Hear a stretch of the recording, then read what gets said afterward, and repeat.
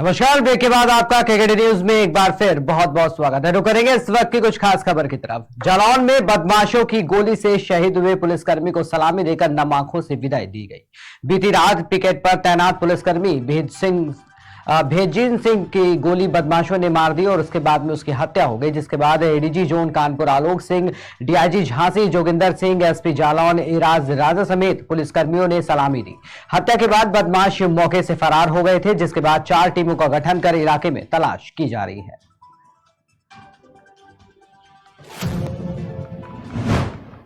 रुक करेंगे अगली खबर की ओर। अगली खबर आ रही है मथुरा से, जहां पर सिविल कोर्ट सीनियर डिवीजन न्यायालय में श्री कृष्ण जन्मभूमि से मीना मस्जिद को हटाने वाले केस में सुनवाई होनी थी, लेकिन एक अधिवक्ता के निधन होने के कारण सुनवाई नहीं हो सकी। मस्जिद के लोग चाहते हैं कि ईदगाह मस्जिद और मीना मस्जिद की सीमाएं एक दूसरे से जुड़ जाएं, जिससे मीना मस्जिद का विस्तार हो सके। मीना मस्जिद वाले लोग मंदिर पर उत्तर पूर्वी सीमा में विस्तार करके कब्जा करना चाहते हैं। फिलहाल न्यायालय ने अगली सुनवाई के लिए 27 जुलाई की डेट लगा दी है। इस मौके पर राष्ट्रीय कोषाध्यक्ष दिनेश शर्मा, जिला उपाध्यक्ष निरंजन गुर्जर, जिला संरक्षक राजेश पाठक, विनोद बाबा, मुनेश प्रधान, विष्णु शर्मा सहित अन्य लोग भी मौजूद रहे।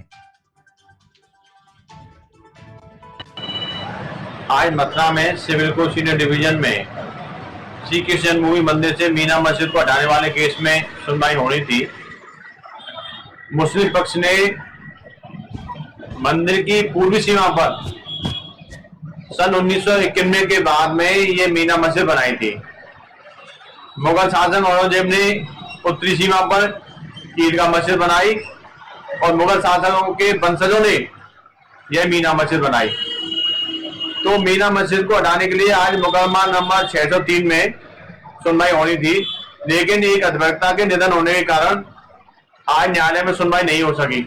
इसलिए माननीय न्यायालय ने अब अगली सुनवाई के लिए 27 जुलाई की डेट लगा दी है। पहले महमूद गजनवी मुगल शासक आया, उसने भगवान कृष्ण के भव्य मंदिर को तोड़ा 1017 में। उसके बाद में हिंदुओं ने पुनः मंदिर को बनवाया। इस तरह हमारे भगवान कृष्ण के मंदिर को कई बार मुगल शासकों द्वारा तोड़ा गया और हिंदुओं ने हिम्मत नहीं हारी और पुनः हिंदुओं ने कई बार मंदिर को बनाया। लास्ट में औरंगजेब आया, औरंगजेब ने मंदिर को तोड़कर शाही ईदगाह बनाई, लेकिन औरंगजेब ने मीना मस्जिद नहीं बनाई। मीना मस्जिद को तो औरंगजेब के वंशजों ने 1991 के बाद में बनाया है। तो रसूलाबाद में प्रत्याशी के समर्थन में पहुंचे अखिलेश यादव ने कहा कि शाइस्ता को माफिया लिखना पुलिस की भाषा नहीं है। पुलिस को मुख्यमंत्री और बीजेपी चला रही है। एक महिला को इस तरह कहना मुख्यमंत्री की भाषा नहीं होनी चाहिए।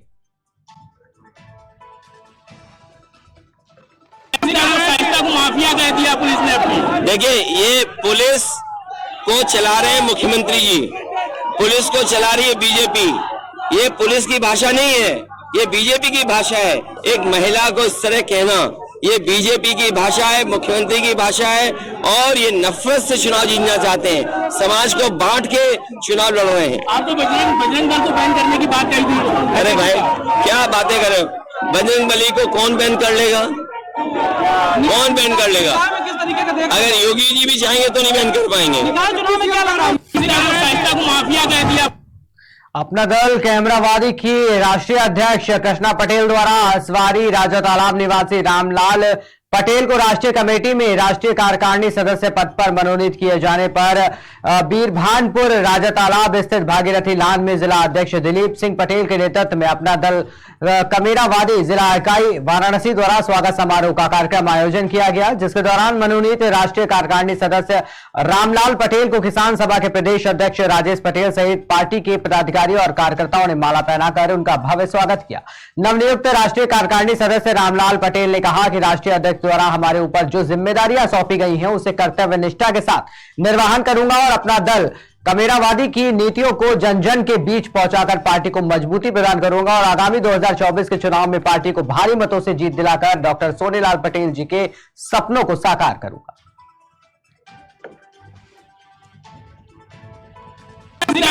माफिया कह दिया पुलिस ने अपनी। देखिए, ये पुलिस को चला रहे हैं मुख्यमंत्री जी, पुलिस को चला रही है बीजेपी।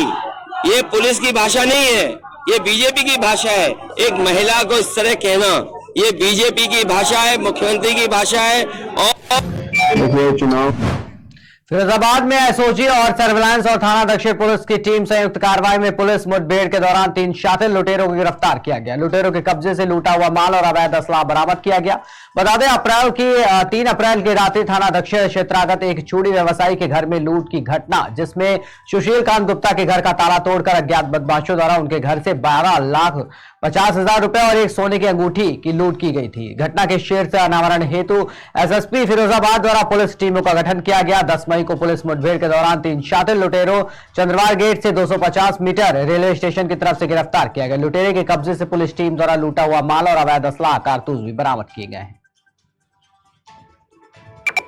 देखिए, चुनाव के एक दिन पहले जो हमारी जिस दिन मतदान था उसके एक दिन पहले रात में जो दक्षिण थाना था उसमें 3 नकाबपोश लोग हमारे जो प्रतिष्ठित व्यापारी हैं, यहाँ पर चूड़ी व्यवसायी हैं, सुशील कांत गुप्ता, उनके यहाँ जो उनके घर में गए थे और उन्होंने हथियार के दम पे इनसे जो है वो पैसा लूटा था और कुछ इसमें जो है पीली धातु की अंगूठी वगैरह भी लूटी थी।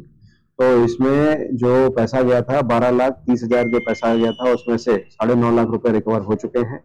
इसमें 3 लोगों को गिरफ्तार किया गया है, शिवम कश्यप, अमन दुबे और प्रदीप दीक्षित। इनकी क्रिमिनल हिस्ट्री प्रदीप दीक्षित की भी है, अमन दुबे की भी है और शिवम कश्यप की भी है। इसमें पुलिस मुठभेड़ में लोग गिरफ्तार भी हुए हैं और इसमें अब आगे जो रिकवरी है उस रिकवरी को पुलिस रिमांड में लेके हम इसमें आगे भी रिकवरी, इसमें कंप्लीट रिकवरी कराएंगे और इसमें जो गैंगस्टर है इसका गैंगस्टर भी इन लोगों के ऊपर में लगाएंगे।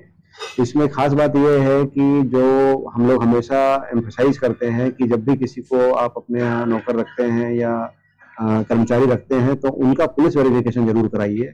इसमें जो ये शिवम है, ये 2 वर्ष पूर्व इसको नौकरी से निकाल दिया गया था और इसी में जो है, क्योंकि ये कर्ज में था इसलिए इसमें जो है अपने साथियों के साथ में इसको प्लान किया और फिर उसके बाद में ये घटना को किया। घटना करने के बाद में ये लोग जो हैं वो भाग भी गए थे, पर इसमें एसओजी टीम और जो हमारे थाने की टीम है उसने लगातार इनको ट्रैक किया। तो फाइनली इनको गिरफ्तार किया गया, रिकवरी की गई है और आगे भी इनसे रिकवरी की जाएगी और सख्त से सख्त एक्शन जो है इस तरह की घटना में सख्त से सख्त एक्शन लिया जाए। देखिए, मतदान जो है डीएमओ और एसएसपी ने शहर के पालीवाल हॉल में सभी प्रत्याशियों के साथ बैठक कर आग्रह और चेतावनी के साथ शांति व्यवस्था बनाए रखने के निर्देश के साथ सभी से सहयोग करने की अपील की। साथ ही जिलाधिकारी ने कहा कि जनपद में धारा 144 लागू है, कहीं पर भी भीड़ एकत्रित न होने पाए, अराजकता बर्दाश्त नहीं की जाएगी, ऐसे लोगों से सख्ती से निपटा जाएगा। जिला प्रशासन की कड़ी सुरक्षा व्यवस्था के बीच 13 मई को जनपद के 8 नगरीय निकाय चुनाव की मतगणना 5 स्थानों पर प्रारंभ होगी। देखिए, मतदान जो है वो सकुशल संपन्न हुआ। अब जो मतगणना है उसके लिए संवाद और सुरक्षा 2 चीजों पर हम लोग फोकस कर रहे हैं, जिसमें आज संवाद के क्रम में जितने भी हमारे कैंडिडेट्स थे सभी को बुलवा के मैंने और डीएम साहब और जो प्रशासन पुलिस के अधिकारी है सभी ने ब्रीफ किया है। जो डूज एंड डोंट्स हैं इलेक्शन कमीशन की जो गाइडलाइंस हैं उसके बारे में सभी के बारे में बताया गया है। इसके अलावा जो जिले की टोटल फोर्स है लगभग 4,000 के आसपास पुलिसकर्मी है, वो सभी लोग जो है मतगणना ड्यूटी में लगेंगे, जिसमें खासतौर से जिस तरह से मतदान के दिन में जितनी हमारी मोबाइल कंपोनेंट थी जोन और सेक्टर में पूरे जनपद को बांटा गया था उसी तरीके से बांटा जाएगा। 144 लगी हुई है और उसमें 5 या 5 से ज्यादा आदमी इकट्ठे नहीं होंगे। उसके लिए पूरी व्यवस्था की जा रही है कि लगातार जो गाड़ियां घूमती रहेंगी और उनको देखते हैं पीआरवी को भी इसमें एक्टिवेट किया गया है। इसके अलावा जो मतगणना केंद्र है उसमें त्रिस्तरीय सुरक्षा व्यवस्था कि उसमें 3 लेवल पर चेकिंग करके और जो केवल अधिकृत लोग होंगे उन्हीं को केवल अलाउ किया जा रहा है। इसके अलावा जो अधिकृत लोग नहीं है वो 5 किलोमीटर के क्षेत्र में मतगणना के जो 5 किलोमीटर के क्षेत्र में उनको अलाउ नहीं किया जाएगा। इसके लिए भी सभी लोगों को बताया गया। जो उनकी कुछ समस्याएं थी पानी वगैरह की उसके बारे में उसका निराकरण किया गया है और कुल मिलाकर जो प्रशासन और पुलिस है वो मतगणना को सकुशल संपन्न कराने के लिए पारदर्शी रूप से संपन्न कराने के लिए कटिबद्ध है और तैयार है। देखिए, आगामी जो काउंटिंग है नगर निकाय चुनाव की उसको लेकर आज हमारे सभी कंटेस्टिंग कैंडिडेट्स और उनके प्रतिनिधियों के साथ एक मीटिंग हुई है, जिसमें जो काउंटिंग को लेकर जिला प्रशासन की तरफ से जो अरेंजमेंट्स किए जा रहे हैं सभी काउंटिंग सेंटर्स पे उसके बारे में बताया गया है। जो माननीय आयोग के निर्देश हैं उसके बारे में बताया गया है और जो सुरक्षा व्यवस्था है उसके बारे में भी ब्रीफ किया गया है और जो इनसे अपेक्षाएं हैं माननीय आयोग के निर्देश इनको पालन करने हैं। शांति व्यवस्था और कानून व्यवस्था के दृष्टिगत जो जनपद में धारा 144 लगी है उसके दृष्टिगत जो निर्देश मिले हैं उसके बारे में इनको निर्देशित किया गया है।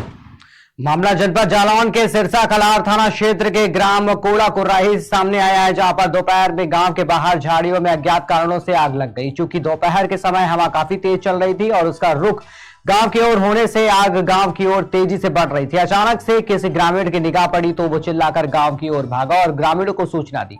आग की सूचना मिलने पर स्थानीय लोग अपने अपने संसाधनों से आग पर काबू पाने का प्रयास करने लगे और इसी के बीच पुलिस और फायर ब्रिगेड को भी सूचना दी गई। सूचना मिलने पर स्थानीय पुलिस और फायर ब्रिगेड मौके पर पहुंची और समय रहते आग पर काबू पा लिया।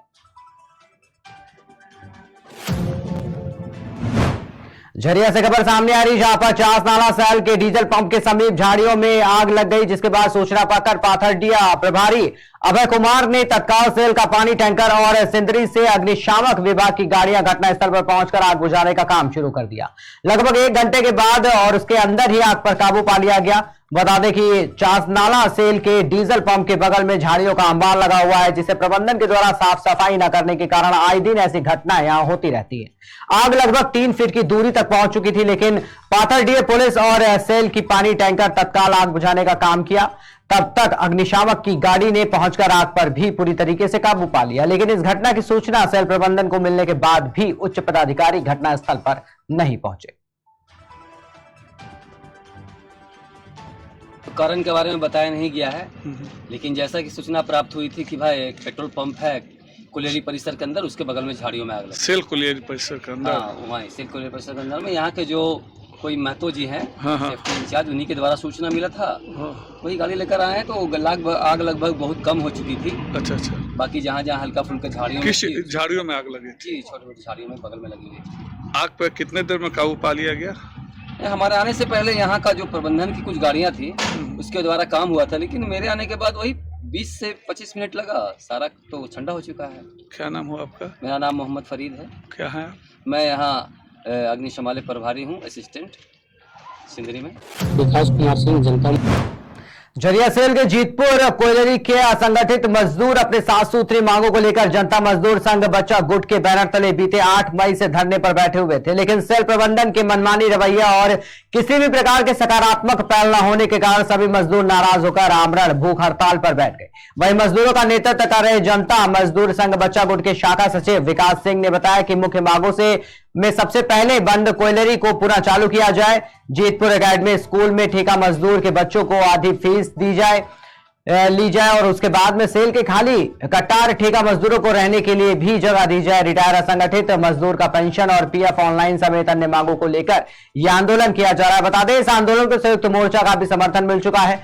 धरना पर बैठे मजदूरों ने कहा कि विगत 1 वर्षों से कोयलरी बंद है, प्रबंधन से कई बार वार्ता हुई, सिर्फ आश्वासन ही मिलता आ रहा है कि अब चालू हो जाएगा, लेकिन हर बार प्रबंधन द्वारा दिया गया आश्वासन झूठा ही रहा।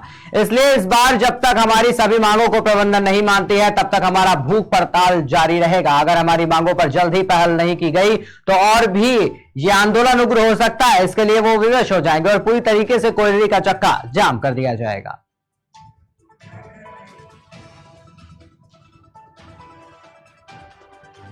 विकास कुमार सिंह, जनता मजदूर संघ शाखा सचिव जीतपुर कुलेरी से। आज विगत 12-14 माह से जीतपुर कुलेरी बंद है। ये शुरू पर्यावरण पर के मामले में यह क्या चीज मैनेजमेंट शुरू में बंद किया, 1 महीना मेंटेनेंस के नाम पर बंद किया कि मेंटेनेंस के लिए 1 महीना शटडाउन लेंगे, फिर अचानक बोला कि नहीं पर्यावरण वाला बंद कर दिया। फिर हम लोग दबाव बनाए तो बोले कि नहीं झरिया सीओ क्लियरेंस नहीं कर रहे हैं। फिर हम लोग माननीय विधायक प्रतिनिधि हमारे यूनियन जनता मजदूर संघ के संयुक्त महामंत्री श्री के डी पांडे जी के पहल से, माननीय विधायक झरिया के पूर्णिमा नीरज सिंह के पहल से सीओ से बातचीत करके वो फाइल को क्लियर कराए।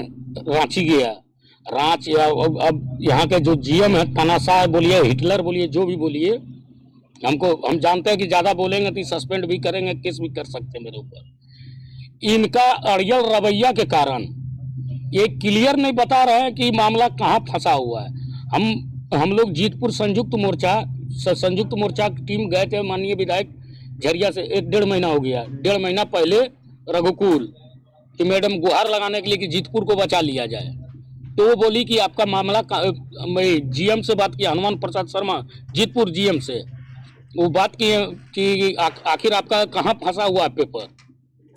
तो बोला मैडम हो जाएगा। तो बोले आप रेफरेंस नंबर दीजिए, अगर प्रदूषण में फंसा हुआ है तो वहाँ का हम अफसर से बोल के हम कराएंगे, जरूरत पड़ेगा तो विधानसभा में भी आवाज उठाएंगे।